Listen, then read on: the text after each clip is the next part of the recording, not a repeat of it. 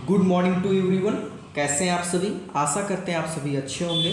आज के इस वीडियो में हम फिर से एक नया टॉपिक लेके आए हैं जिसका नाम है हिंदी और राजभाषा के संबंध में महत्वपूर्ण कथन, स्टेटमेंट। ठीक है ना, कौन कौन से कथन रहे हैं राजभाषा हिंदी के संबंध में, इस पर आज हम इस वीडियो के अंतर्गत विचार करेंगे और समझेंगे कि किस कवि ने कौन सा कथन कहा है या अन्य पुरुषों ने हिंदी के विषय में क्या क्या बातें कही हैं। सो बिना वीडियो को स्किप करे पूरा देखना है ताकि वीडियो जो है और जो ये टॉपिक है हिंदी और राजभाषा के संबंध में महत्वपूर्ण कथन वाला, ये अच्छे से समझ में आए। सो चलिए चलते हैं। पहला कथन है, हिंदी को हम राष्ट्रभाषा मानते हैं। ये किसका कथन है? महात्मा गांधी जी का कथन है। दूसरा, अगर स्वराज्य अंग्रेजी बोलने वाले भारतीयों का और उन्हीं के लिए होने वाला हो तो निसंदेह अंग्रेजी ही राष्ट्रभाषा होगी, लेकिन अगर स्वराज्य करोड़ों भूखे मरने वालों, निरक्षकों, दलितों और अंतजयों का हो और उन सबके लिए होने वाला हो तो हिंदी की एकमात्र राष्ट्रभाषा हो सकती है। ये भी किसने कहा है भैया? महात्मा गांधी जी ने कहा है। देखिए, अगर इनके कथन को याद करना है ना तो बहुत सिंपल है। जैसे देखिए, इसमें एक शब्द आया हुआ है राष्ट्रभाषा, तो इस राष्ट्रभाषा के संदर्भ में कौन रहे सबसे ज़्यादा लोकप्रिय? तो वो रहे महात्मा गांधी। दूसरा आया है इसमें, देखो, स्वराज्य। स्वराज्य हमारा जन सिद्ध अधिकार है, ठीक है ना। तो इस तरीके से जब स्वराज्य नाम आ जाए, ठीक है ना, तो भी वो किसका कथन होगा? महात्मा गांधी जी का कथन होगा। तो चलिए नेक्स्ट कथन में कि मेरी आंखें उस दिन को देखने को तरस रही हैं जब कश्मीर से कन्याकुमारी तक सब भारतीय एक भाषा यानी हिंदी समझने और बोलने लग जाए। तो ये क्या थी? ये किसका कथन था? महर्षि दयानंद सरस्वती जी का। उन्होंने इस बात को, इस कथन को अपने समक्ष रखा, ठीक है ना, कि मेरी आंखें उस दिन को देखने को तरस रही हैं जिस दिन जब कश्मीर से कन्याकुमारी तक सब भारतीय एक भाषा यानी हिंदी समझने और बोलने लग जाए। आई बात समझ में? नेक्स्ट क्या है कथन कि हिंदी अखिल भारत की जातीय भाषा या राष्ट्रभाषा बनने योग्य है। ये जो कथन है वो है केशव चंद्र सेन जी का, जो ब्रह्म समाज से आते हैं, ठीक है ना। नेक्स्ट, अभी जितनी भाषाएं भारत में प्रचलित हैं उनमें हिंदी भाषा लगभग सभी जगह प्रचलित है। हिंदी को अगर भारत की एकमात्र भाषा बनाया जाए तो देश में एकता स्थापित करने का काम सहज और शीघ्र संपन्न हो सकता है। ये जो कथन है ये है केशव चंद्र सेन यानी वही ब्रह्म समाज जी का। मतलब कहने का मतलब ये है कि केशव चंद्र सेन जी जो है वो दो कथन देते हैं। एक तो कहते हैं कि हिंदी अखिल भारत की जातीय भाषा या राष्ट्रभाषा बनने योग्य है, तो दूसरी तरफ कहते हैं कि अभी जितनी भाषाएं भारत में प्रचलित हैं उनमें हिंदी भाषा लगभग सभी जगह प्रचलित है। हिंदी को अगर भारत की एकमात्र भाषा बनाया जाए तो देश में एकता स्थापित करने का काम सहज और शीघ्र संपन्न हो सकता है। तो ये दोनों कथन किसके हैं? केशव चंद्र सेन जी के हैं। चलिए नेक्स्ट चलते हैं, आपको बताते हैं अगला कथन। अगला कथन ये है कि इस समय, ठीक है ना, इस समय देश की एकता के लिए हिंदी अनिवार्य है। ये किसने कहा? राजा राम मोहन राय जी का ये कथन है कि इस समय देश की एकता के लिए क्या है? हिंदी अनिवार्य है। अपनी अपनी मातृभाषा की रक्षा करते हुए हिंदी को सामान्य भाषा के रूप में जानकर हम प्रांतीय भेदभाव नष्ट कर सकते हैं। ये कथन किसका है? महायोगी अरविंद जी का है। किसका है भैया? महायोगी अरविंद जी का है। नेक्स्ट कथन, हिंदी प्रचार का उद्देश्य केवल यही है कि आजकल जो काम अंग्रेजी से लिया जाता है वह आगे चलकर हिंदी से लिया जाएगा, ठीक है ना। यानी हिंदी प्रचार का उद्देश्य केवल यही है कि आजकल जो काम अंग्रेजी से हो रहा है यह आगे चल करके हिंदी से भी होना चाहिए या हुए। इसके लिए ये जो कथन है ये नेताजी सुभाष चंद्र बोस जी का है। किसका है? नेताजी सुभाष चंद्र बोस जी का है, जो देश की आज़ादी के लिए, ठीक है ना, पूरे बल शौर्य के साथ अपनी, ठीक है ना, पूरा का पूरा जितना मतलब शौर्य था उन्होंने अपने देश पर क्या कर दिया, न्यौछावर कर दिया। वैसे महापुरुष नेताजी सुभाष चंद्र बोस भी हिंदी के लिए ये कथन लिखते हैं कि हिंदी प्रचार का उद्देश्य केवल यही है कि आजकल जो काम अंग्रेजी से लिया जाता है वह आगे चलकर हिंदी से लिया जाएगा। ठीक है ना। नेक्स्ट कथन है, प्रांतीय ईर्षा द्वेष को दूर करने में जितनी सहायता इस हिंदी प्रचार से मिलेगी उतनी दूसरी किसी चीज़ से नहीं मिल सकती। ये कथन भी किसका है, सुभाष चंद्र बोस जी का है। ठीक है ना, नेताजी का है। अगला कथन है, हिंदुस्तान की सभी जीवित और प्रचलित भाषाओं में मुझे हिंदी की राष्ट्रभाषा बनने के लिए सबसे अधिक योग्य दिखाई पड़ती है। कहने का मतलब ये है कि हिंदुस्तान की सभी जीवित और प्रचलित भाषाओं में मुझे हिंदी की राष्ट्रभाषा बनने के लिए सबसे अधिक योग्य दिखलाई पड़ती है। ये जो कथन है वो सर टी विजया राघवाचार्य जी का है। ठीक है ना, सर टी विजय राघवाचार्य जी का ये कथन है जो इस बात को कहते हैं। अगला कथन देखते हैं और पढ़ते हैं, हिंदी भाषा की सहायता से भारतवर्ष के विभिन्न प्रदेशों के मध्य में जो ऐक्य बंधन संस्थापक करने से में समर्थ होंगे वही सच्चे भारत बंधु पुकारे जाने योग्य हैं। वो ये जो कथन है ये किसने कहा है भैया, बंकिम चंद्र चटर्जी का ये कथन है। ठीक है ना। दक्षिण की भाषाओं ने संस्कृत से बहुत कुछ लेन देन किया है। दक्षिण की भाषाओं ने संस्कृत से क्या किया है, बहुत सी चीज़ें लेन देन किया है। इसलिए उसी परंपरा में आई हुई हिंदी बड़ी सरलता से राष्ट्रभाषा होने के लायक है। ये कौन कहता है, कौन कहता है, एस, ठीक है ना, लिजलिंगप्या। कौन कहता है, एस निजलिंगप्या। तो ये जो कहते हैं ये इस बात को कहते हैं कि दक्षिण की भाषाओं ने संस्कृत से बहुत कुछ लेन देन किया है, इसलिए उसी परंपरा में आई हुई हिंदी बड़ी सरलता से राष्ट्रभाषा होने के लायक है। ठीक है ना भैया। नेक्स्ट कथन हम पढ़ते हैं इस बात को। नेक्स्ट कथन ये है कि हमें उस भाषा को राष्ट्रभाषा के रूप में ग्रहण करना चाहिए जो देश के सबसे बड़े भूभाग में बोली जाती है और जिसे स्वीकार करने के लिए महात्मा जी ने हमसे आग्रह किया। वह क्या है, हिंदी है। वह क्या है, हिंदी है। ऐसा किसने कहा भैया, रविन्द्रनाथ टैगोर। ठीक है ना। ये कथन किसका है, रविन्द्रनाथ टैगोर जी का है। ठीक है ना, किसका है, रविन्द्रनाथ टैगोर जी का है। आई बात समझ में भैया। तो ये कथन जो लिखने वाले हैं वो कौन लिखने वाले हैं, रविन्द्रनाथ टैगोर। चलिए नेक्स्ट कथन पर चलते हैं हम और यहाँ पर पढ़ते हैं। देखिए यहाँ पर एक कथन है कि भारत के सभी स्कूलों में हिंदी की शिक्षा अनिवार्य होनी चाहिए। भारत के सभी स्कूलों में हिंदी की शिक्षा क्या होनी चाहिए, अनिवार्य होनी चाहिए। ये कथन था एनी बेसेंट जी का, जो थियोसॉफिकल सोसाइटी से आते हैं। वो है एनी बेसेंट, और एनी बेसेंट जो है इस कथन को लिखते हैं कि भारत के सभी स्कूलों में हिंदी की जो शिक्षा है वो क्या होनी चाहिए भैया, अनिवार्य होनी चाहिए। क्या होनी चाहिए, अनिवार्य होनी चाहिए। नेक्स्ट हम बात कर लेते हैं कथन की कि प्रजातांत्रिक देश में अधिकतम जन समुदाय द्वारा बोली और समझी जाने वाली जो भाषा ही कार्य कर सकती है, हिंदी इस कसौटी पर पूरी तरह खरी उतरती है। हिंदी क्या होती है, इसी कार्य पर पूरी तरह खरी उतरती है। ये कहने वाले जो कथन के, ठीक है ना, कथानककार हम वो हैं अनंत सैनम आयंगर। अनंत सैनम आयंगर इस बात को कहते हैं। ठीक है ना। चलिए अगले कथन पर आते हैं। अगला कथन ये है कि यदि दक्षिण भारतीय क्रियात्मक रूप से पूरे देश के साथ एक सूत्र में बंधकर रहना चाहते हैं और अखिल भारतीय मामलों से तथा तत्संबंधी निर्णयों के प्रभाव से अपने को दूर नहीं रखना चाहते तो उन्हें हिंदी पढ़ना जरूरी है। उन्हें क्या पढ़ना जरूरी है भैया, हिंदी पढ़ना जरूरी है। और ये कथन कहने वाले कौन हैं, सी राजगोपालाचारी हैं। कौन है, सी राजगोपालाचारी हैं। चलिए अगले कथन पर चलते हैं और आपको बताते हैं।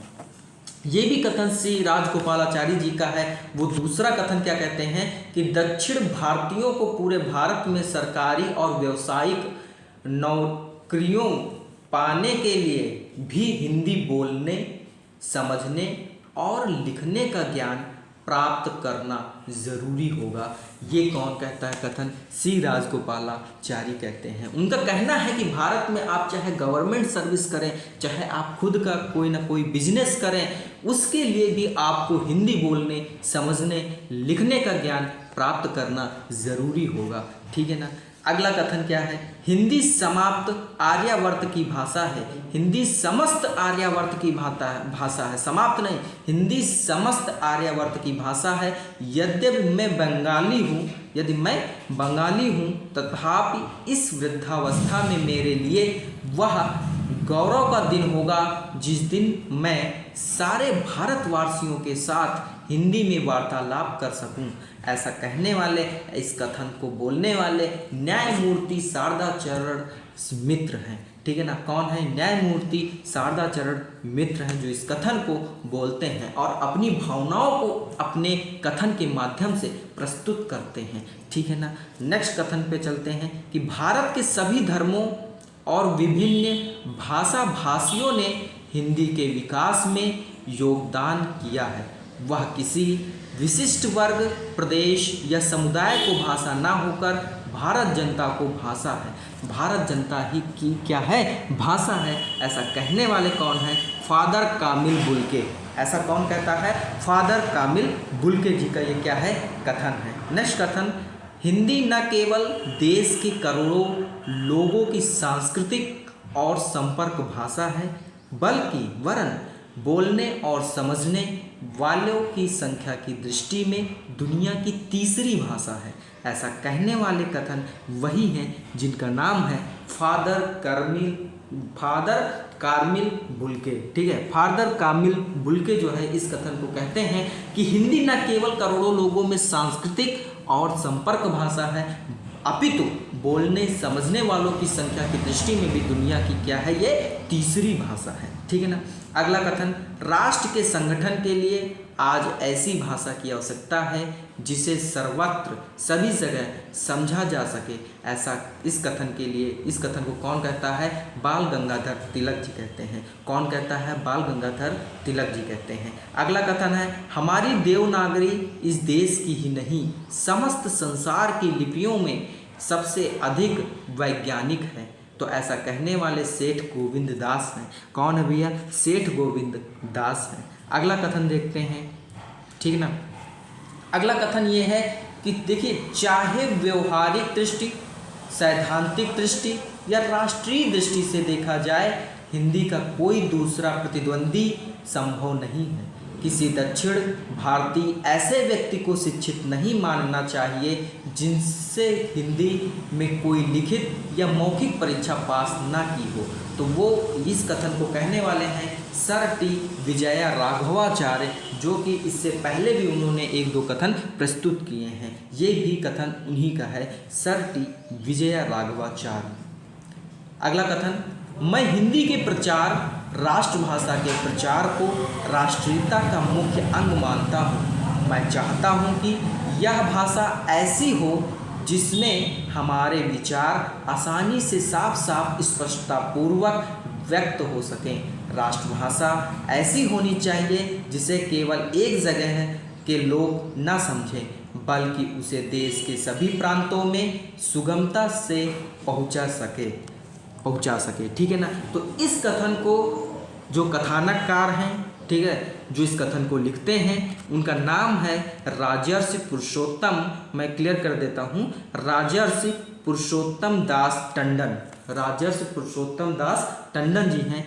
इन्हें जो है हिंदी का प्रहरी भी कहा जाता है। प्रहरी क्या कहा जाता है? इन्हें हिंदी का प्रहरी कहा जाता है। यदि क्वेश्चन आता है शॉर्ट फॉर्म में कि बताइए हिंदी का प्रहरी किस कल को कहा जाता है, तो वो है राजर्षि पुरुषोत्तम दास टंडन। उनको हिंदी का प्रहरी कहा जाता है। ठीक है ना। नेक्स्ट हम जो है पढ़ते हैं कथन को कि भारत में एक सूत्र में बांधने के लिए हिंदी को ही राष्ट्रभाषा होनी चाहिए। हिंदी ही क्या होनी चाहिए? राष्ट्रभाषा होनी चाहिए। ऐसा कहने वाले हैं जवाहरलाल नेहरू। ऐसा कौन है भैया? जवाहरलाल नेहरू जी हैं। आपको मालूम है कि इस राष्ट्र के लिए राष्ट्रभाषा की सख्त ज़रूरत है। हिंदी भारत की अधिकांश जनता की भाषा है, इसलिए कांग्रेस ने उसे राष्ट्रभाषा मान लिया है। तो ऐसा भी बोलने वाले कौन है भैया? जवाहरलाल नेहरू जी हैं। तो जवाहरलाल नेहरू जी के 2 स्टेटमेंट हैं और दोनों बहुत ही लोकप्रिय हैं, ठीक है ना, जो कि देश से बहुत ही क्या करते हैं, लगाव रखते हैं और देश को अपना मानते हैं, ठीक है ना। अगला बात करते हैं अगले कथन की कि हिंदी और उर्दू में कोई अंतर नहीं है, सिवाय इसके कि हिंदी नागरी लिपि में लिखी जाती है और उर्दू फारसी लिपि में। उनका कहना है जवाहरलाल नेहरू जी का कि हिंदी और उर्दू में कोई अंतर नहीं है, सिवाय इसके कि हिंदी जो है नागरी लिपि में लिखी जाती है और उर्दू फारसी लिपि में। तो कुल मिलाकर के हिंदी और उर्दू में कोई अंतर नहीं है। इस कथन को बोलने वाले कौन है भैया? जवाहरलाल नेहरू हैं, ठीक है ना। अगले कथन को हम पढ़ते हैं कि हिंदी को ऊंची से ऊंची शिक्षा का माध्यम होना चाहिए। सिर्फ इतनी सी लाइन बोलते हैं कि हिंदी को ऊंची से ऊंची शिक्षा का क्या होना चाहिए? माध्यम होना चाहिए, मीडियम होना चाहिए, ठीक है ना। तो इस चीज़ को बोलने वाले कौन हैं? वो है डॉक्टर भीमराव अंबेडकर। वो कौन है भैया? डॉक्टर भीमराव अंबेडकर हैं, ठीक है ना। और आपको इस बात का अच्छे से ख्याल होगा, ठीक है ना, कि इन्होंने संविधान के समक्ष क्या क्या चीज़ें रखी, क्या क्या चीज़ें कहीं और इन्होंने कितना संघर्ष किया, ठीक है ना। आज मैं आपको बताता हूँ, उनकी मिसाल दी जाती है, ठीक है ना। जो लोग कोई भी कार्य करने में असफल हो जाते हैं, उनको लगता है कि मैं अंदर से बहुत टूट गया हूँ, मुझे लगता है कि अब मैं कुछ नहीं कर पाऊँगा। तो ये ऐसे एग्जाम्पल्स होते हैं जो लोगों को दिल बहला देते हैं और उनको फिर से अपने काम में मग्न होने को लग जाते हैं, ठीक है ना। अगले कथन को पढ़ते हैं, चलिए। हिंदी वह धागा है जो विभिन्न मातृभाषाओं रूपी फूलों को पिरोकर भारत माता के लिए सुंदर हार का सृजन करेगा। ये डॉक्टर जाकिर हुसैन जी का कथन है और ये मैं आपको बता दूं, ये इतना बेहतरीन कथन है। आप खुद एक बार इस कथन को जरा पढ़िए और इसकी गहराई में थोड़ा सा जाइए कि इन्होंने क्या कहा। इन्होंने कहा हिंदी वह धागा है जो विभिन्न मातृभाषाओं रूपी फूलों को पिरोकर भारत माता के लिए सुंदर हार का सृजन करेगा। तो ये जो कथन है ये डॉक्टर जाकिर हुसैन जी का है, ठीक है ना। तो बहुत अच्छा कथन है ये। इस कथन को आप नोट कर लीजिए और लिख लीजिए, याद कर लीजिए, ये बहुत ही प्रिय कथन है, ठीक है ना। अगले कथन पर चलते हैं और हम आपको बताते हैं अगला कथन कौन सा है। अगला कथन है वीवी गिरी जी का एक कथन है और वो वीवी गिरी जी का जो कथन है वो ये है कि हिंदी के बिना भारत की राष्ट्रीयता की बात करना व्यर्थ है। ये कहते हैं अगर हिंदी ही नहीं है तो भारत की राष्ट्रीयता की बात करने का क्या मतलब है? कोई मतलब नहीं है, व्यर्थ है, सब झूठा है। तो हिंदी के बिना भारत की राष्ट्रीयता की बात करना व्यर्थ है। इस कथन को कहने वाले हैं वीवी गिरी। कौन है भैया? वीवी गिरी हैं। अगले कथन पर चलते हैं। अगला कथन है ज्ञानी जैल सिंह का। ज्ञानी जैल सिंह क्या लिखते हैं कथन में? ये कहते हैं कि हिंदी किसी भी भाषा का अहित नहीं करती, अपितु वह तो सभी आधुनिक भारतीय भाषाओं के विकास एवं समृद्धि में सहयोग देकर समन्वय का मार्ग खोलती है। इस कथन को कहने वाले ज्ञानी जैल सिंह हैं। अगला कथन है हिंदी का स्वभाव प्रेम एवं सहिष्णुता से ओतप्रोत है और यही उसकी क्या है? विशेषता है। ये भी कहने वाले कौन हैं? ज्ञानी जैल सिंह हैं, ठीक है ना। ये सभी भाषाएं भारत की सांस्कृतिक संपत्ति की समान उत्तराधिकारी हैं। ये भारत की राष्ट्रभाषाएं हैं और इनमें से हिंदी भारत की राष्ट्रीय संपर्क भाषा, क्योंकि इस भाषा का परिवार सबसे बड़ा परिवार है, ठीक है ना। ये कहने वाले कौन हैं? श्रीमती इंदिरा गांधी जी हैं। कौन है भैया? श्रीमती इंदिरा गांधी जी हैं। हिंदी को जानना हमारा राष्ट्र धर्म है। वाह, कितने छोटी सी लाइन है। हिंदी को जानना हमारा राष्ट्र धर्म है। जितनी छोटी लाइन उतनी ज़्यादा गहराई। इस बात को समझिए आप। इन्होंने कहा इस कथन में डॉक्टर शंकर दयाल शर्मा जी कहते हैं अपने कथन में कि हिंदी को जानना हमारा राष्ट्र धर्म है। कैसा धर्म है? राष्ट्र धर्म है। यदि आप इसके विषय में नहीं जानते तो क्या जानते हैं? बात समझ रहे हैं कि नहीं समझ रहे हैं? तो इन्होंने कहा है डॉक्टर शंकर दयाल शर्मा जी कि हिंदी को जानना हमारा क्या है? राष्ट्र धर्म है। अगला कथन है, मैं कुंजी कहता हिंदी को, खुलता जिसके सामूहिक मन। ठीक है ना। और क्षेत्र व्यक्ति से उठकर ही हम कर सकते जन राष्ट्र संगठन।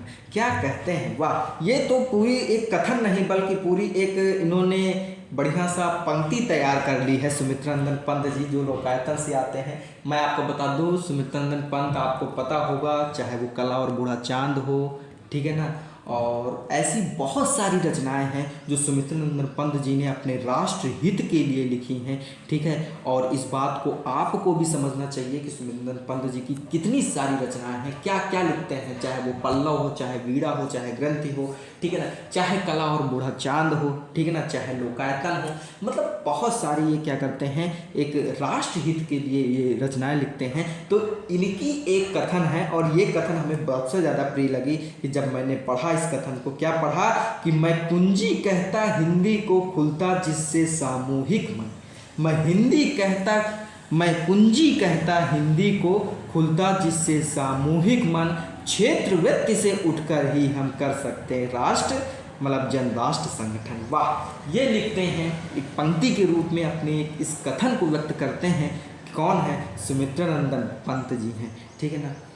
दक्षिण भारत में, और आप लोगों को कमेंट बॉक्स में जा कर के कमेंट करना है भैया, किस बात को, कि बताइए सुमित्रानंदन पंत जी के किस रचना पर जो है उन्हें, ठीक है ना, मतलब किस रचना पर उनको जो है कौन सा पुरस्कार था इनके बीच में।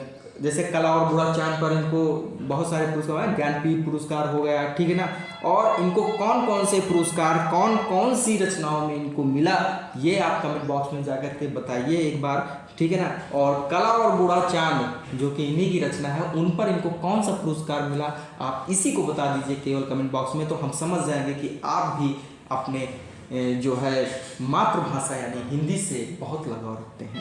ऐसा नहीं कि आप नहीं बता पाएंगे तो रखते नहीं हैं, बट मेरा ये क्वेश्चन है आपसे कि आप कमेंट बॉक्स में जाइए और इस बात को व्यक्त कीजिए, इस बात को बताइए कि सुमित्रानंदन पंत द्वारा लिखित जो कला और बूढ़ा चांद है, इस पर इनको कौन सा पुरस्कार अर्जित हुआ। अगला जो लास्ट जो आपका कथन आता है, वो लास्ट कथन ये है कि दक्षिण भारत में गांधी जी और उनके अनुयायियों सहयोगियों ने जितना हिंदी प्रचार किया उतना और किसी नेता ने नहीं, और राजनीतिक पार्टी या सांस्कृतिक संस्था ने भी इस बात को इस पर ज़्यादा जोर नहीं दिया। यानी रामविलास शर्मा जी एक प्रकार से इस बात को कहते हैं, यानी एक प्रकार से कह सकते हो आप गांधी जी के, ठीक है ना, विचारों से ओतप्रोत हो करके उनकी एक प्रकार से कह सकते हो कि झलक को बताने के लिए, उनके गुण को बताने के लिए उन्होंने ये अपने कथन में इस बात को इंक्लूड किया है। उन्होंने कहा है कि दक्षिण भारत में गांधी जी और उनके जो सहयोगी थे जितना हिंदी का प्रचार किया है उतना किसी भी नेता, राजनीतिक पार्टी या सांस्कृतिक संस्था ने नहीं किया है, ठीक है ना। तो ऐसा कहने वाले हैं डॉक्टर रामविलास शर्मा। कौन है भैया? डॉक्टर रामविलास शर्मा, ठीक है ना। और डॉक्टर रामविलास शर्मा जी की भी बहुत सारी फेमस रचनाएं हैं जो हिंदी साहित्य को एक अच्छा मार्ग पर ले जाती हैं, ठीक है ना। मेरे को अभी डॉक्टर रामविलास शर्मा जी की बहुत सारी रचनाएं थी, अभी क्या है कि याद नहीं आ रही, बट अच्छी रचनाएं लिखते हैं, ठीक है। और मुझे लगता है कि देखिए रामविलास शर्मा, हाँ ठीक है।